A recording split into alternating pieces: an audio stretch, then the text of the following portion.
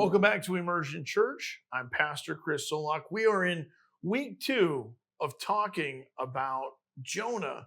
And this week we are talking about the storm at sea. Last week we kind of set up the life of Jonah, what he had been through, and we established the fact that not only from a historical standpoint did Jesus verify not only who Jonah was, but that the redemptive act that is about to take place within the Ninevite people, the Ninevite nation in the Assyrian city of Nineveh, that not only does he confirm it, but he actually compares his circumstances and situation and that of Nineveh to the Jewish people in his own generation. It speaks to the fact that we're verifying over and over and over again the legitimacy, not only to who Jonah was, but to actually Jonah's actions, and that they were sanctified by God. And so we left Jonah trying to hide on a boat headed to the furthest western edge of the known world at that time, rather than head east to Nineveh. And so it speaks to the fact in Jonah chapter 1 that the storm is now approaching. And it's not like just a natural disaster. It is a divine appointment, and that God is now hurling wind at this boat. God is sending the storm, and the sailors, which are pagans by every religious category, Jonah now would have used to respond to this catastrophe with more than just his prophetic integrity, than just like, he's trying to sleep below deck. He's trying to hide in every possible way. And Jonah 1:4 uses a Hebrew word that is so important that we have to take notice, that God hurled a great wind onto the sea. This is not the language a God who observed a developing weather pattern and then allowed it to intensify. No, this is the language of an active, intentional, sovereign act of the living God. The same God who will later appoint a great fish, appoint a plant, appoint a worm, and appoint a scorching eastern wind, in demonstrating from the first chapter that nothing in the natural world operates outside of his governance. The storm that threatens the sailors was designed specifically for the man asleep below. So Jonah 1:4 speaks to the fact that it says, "Then the Lord hurled a great wind onto the sea, and such a violent storm arose on the sea that the ship threatened to break apart." The sailors on the vessel would have been experienced Mediterranean mariners, like Phoenician people who understood the sea and its dangers. Their terror indicates that this was no ordinary storm, that the ship threatened to break apart. The Hebrew construction communicates that the ship itself was behaving as though it knew it was in danger itself, a vivid literary personification that intensifies the sailors' terror in the scene. In Psalm 107, 23, 25, it says, "Others went to sea in ships, conducting trade on other vast waters. They saw the Lord's works, the wonders he performs in the deep, and he spoke and raised a tempest that stirred up the waves of the sea." The storm demonstrates one of the most consistent themes in Jonah. God is sovereign over every system that runs away, that a runaway uses to escape. That God at every turn is going to show what he is made of. That you think you can outrun me, let me prove to you that you cannot. So how do we process that? It speaks to the fact of whether we truly believe in the supernatural power of the living God. Do we believe that Yahweh is truly paying attention to who we are on a day-by-day basis? And is he personally interested in us? All of these questions come out of that thought that I can run away, that I somehow can escape my purpose and calling in relationship to the living God that I have been called according to. In Jonah's case, he chose the sea to flee. Well, God owns the sea. The method of Jonah's flight became the instrument of his own confrontation. This pattern appears throughout Scripture.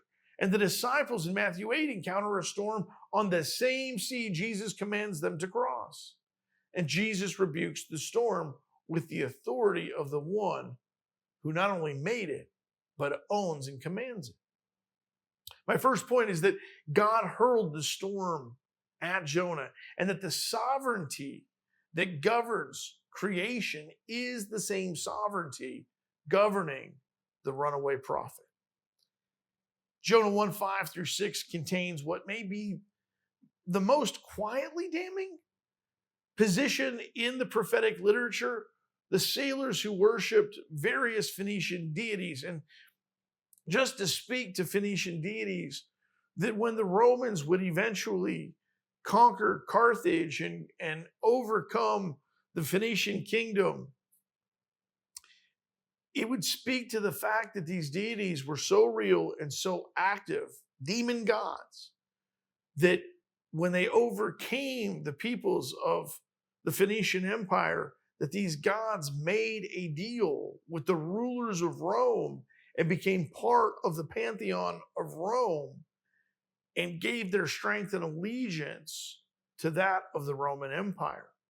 That's how active, that's how real the Phoenician gods were. Not greater than God, not greater than Yahweh, not greater than Yahshua HaMashiach, not greater than the Holy Spirit. Yet that these deities were very, very real.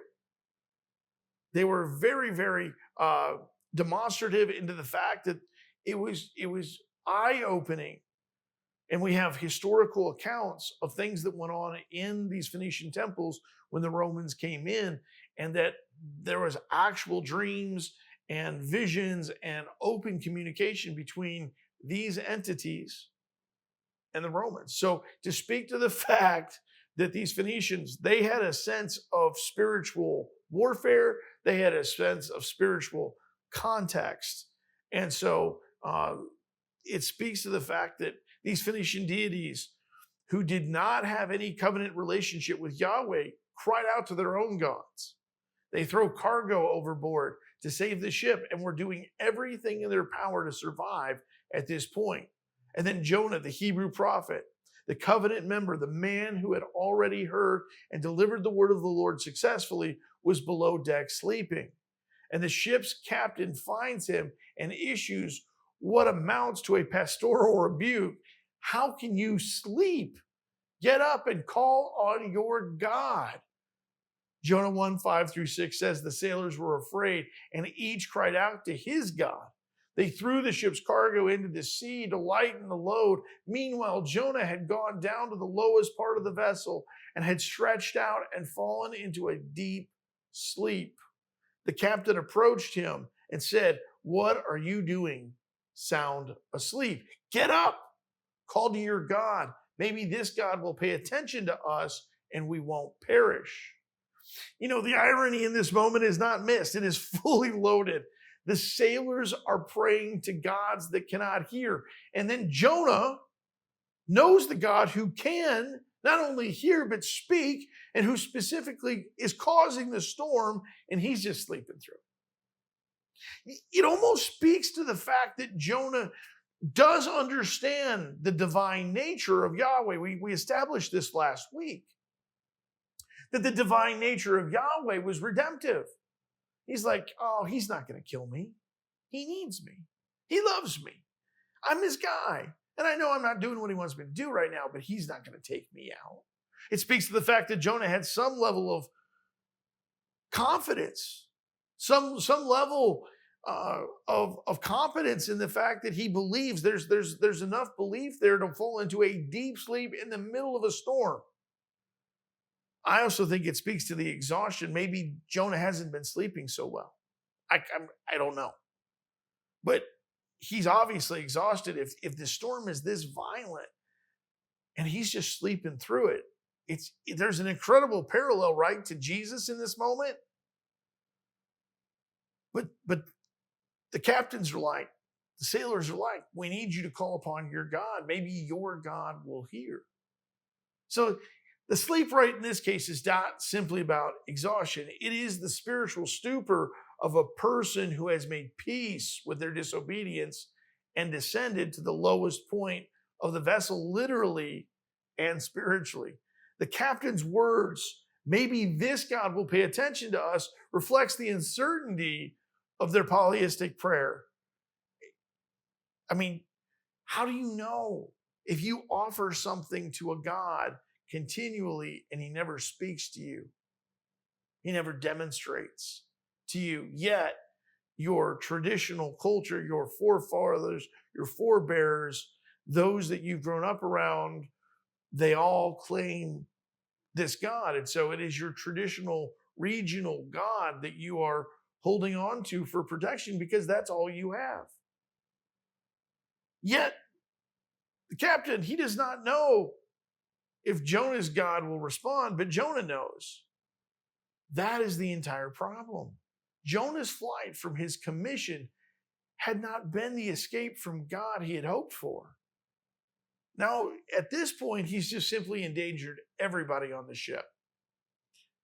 Which leads me to my second point, that the pagan sailors pray while a prophet of God sleeps. And I just want to speak to this, that what is the posture? What is the posture that we see throughout Scripture? There's two sides to this same coin, right? We see Jesus go up on the mount and Moses appeared to him and the apostles in the cloud. The presence of God envelops him. They hear the voice, but they fall asleep, right? Because the presence of God overwhelms their flesh. We also see the disciples in the Garden of Gethsemane fall asleep when Jesus asks them to stay present, and he rebukes them. We see Jesus asleep in the boat amidst the spiritual storm, and he rebukes them for waking him up. There is this consistency here, guys, not only with sleep, but with the storm. And I'm going to take it here because with the bridegroom and the parable of the bridegroom, not only is there an open door, but there are 12 brides sleeping. Look, guys, the storm came because of the disobedience. You would say, well, the resistance came because of Jesus. It did.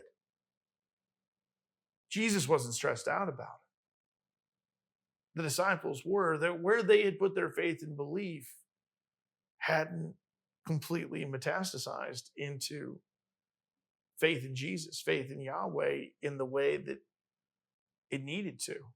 It spoke to their own immaturity in that moment, in that time, that it was Jesus is like, do you really think if I'm the Son of God that we're all going to capsize and drown in the Sea of Galilee? But to go to sleep, right? There's a slumber. There is a slumber that is spiritually sound, and there is one that is spiritually hiding. Jonah's spiritually hiding. Jesus was spiritually sound. And here's the thing, that when we've been waiting for that thing that God is doing, we can't fall asleep at the wheel. We have to be present with him. Because that posture of slumber that we see here with Jonah, he's hiding from God, even in the physical nature that everybody else, nobody could even possibly sleep. Yet Jonah is just, boom. Why? He is determined to hide himself, conscious or unconscious, from the presence of the living God. It's a determination of will at this point. Just like the disciples did not trust in Jesus enough to weather the storm. In this case, the storm is actually the hiding place for the disobedient. So in this, we kind of look at all of this. This is one of the most consistent functions of the divinely appointed from a standpoint of difficulty in Scripture.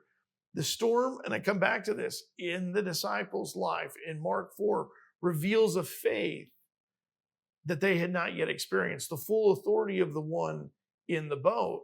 Yet we come back to this. The storm in Job's life reveals a righteousness that could withstand everything the adversary deployed against it. The storm in Jonah's life will reveal a prophet whose flight from God now has just endangered everyone in proximity to him. Mark 4:37-39 says, a fierce windstorm arose, and the waves were breaking over the boat, so that the boat was already being swamped, and he was in the stern, meaning Jesus, sleeping on the cushion. So they woke him up and said to him, Teacher, it's just like, I just love the parallel. Teacher, don't you care that we're going to die? He got up, rebuked the wind, and said to the sea, Silence, be still. The wind ceased, and there was a great calm. Mark 4 provides the contrast that illuminates Jonah 1. Both accounts feature a person asleep on a vessel in a violent storm. And in Mark 4, Jesus asleep, not because he is fleeing God, but because he is resting in the authority of God, the one who governs the sea. When he is awakened, he rebukes the storm with the voice of the Creator. In Jonah 1, Jonah is asleep, not in a rest, but in a spiritual shutdown mode. And then when he is awakened, he has nothing to offer the storm because he has been running from the one who sent it. You know, the storm functions as a divinely appointed diagnostic tool throughout Scripture. They do not create what is not there. They surface what is. So is it with our hearts. So is it with our motives. The disciple whose interior life is ordered by surrender to God weathers storms differently than the disciple who has constructed a comfortable distance from the commission that God has given them. My third point is that the storm exposes what comfort conceals, and that God uses disruption to surface what spiritual sleep has buried. You know, this is to speak to the heart and the motive of our condition. And I think that there's a really dangerous belief, because you go right back to the parable of the virgins or the 12 brides, depending on how you're reading it, right? It speaks to the fact that everybody was asleep, but some were ready and some were not. Why? Because some had been purposed correctly in the Spirit and some had not. Some had oil and some did not. And so when the groom came for the bride, half were ready, half were not. And what was the difference? You got to hear this. What was the difference? Was the open door. And that door closed. The judgment on those who refuse to be ready, to be in proximity, to do what Messiah had said to do, were left out in the darkness where there was great gnashing of teeth.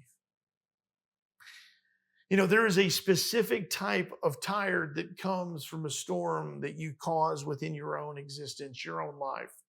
It is not the exhaustion of hardship that arrived without warning.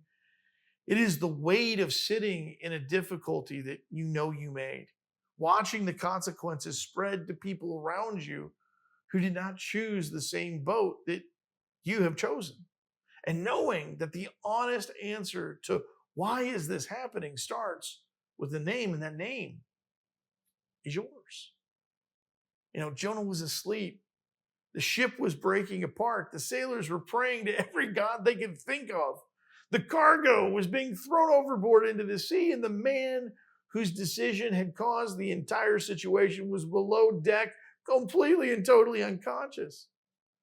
There is a spiritual principle operating in that image that is more common than most of us want to admit. That when we are living in the consequences of our own disobedience, one of the most natural responses is not repentance. It is not even awareness. It is a kind of spiritual stupor or shutdown, a numbness that descends like sleep over the soul that is not yet ready to face what it has already chosen. Very similar to the captain that finds Jonah and says, "How can you sleep? Get up and call on your God." The rebuke comes from a pagan sailor to a Hebrew prophet. Sometimes the clearest voice calling you back to accountability is not even the voice of the person who shares your theology. Sometimes it's the person standing closest to the damage your choices have caused, the coworker affected by your failure to lead with integrity, the family member standing in the storm your decision created, the friend who has been watching the ship take water while you manage your spiritual comfort from below deck. The storm in Jonah 1 is doing what storms in God's economy always do. It is surfacing what ease was covering. A man I know spent 3 years in what he described as a professional storm, that he had been building a business in a direction that he knew was not the direction God had pointed him when he started. And the business then began to fail. The relationships connected to the business began straining.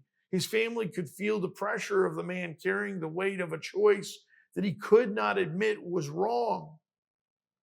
The storm was getting louder, and he was still below deck working harder, reorganizing the cargo, trying to fix the surface problems without addressing the heart, the motive, the direction, the compass heading itself.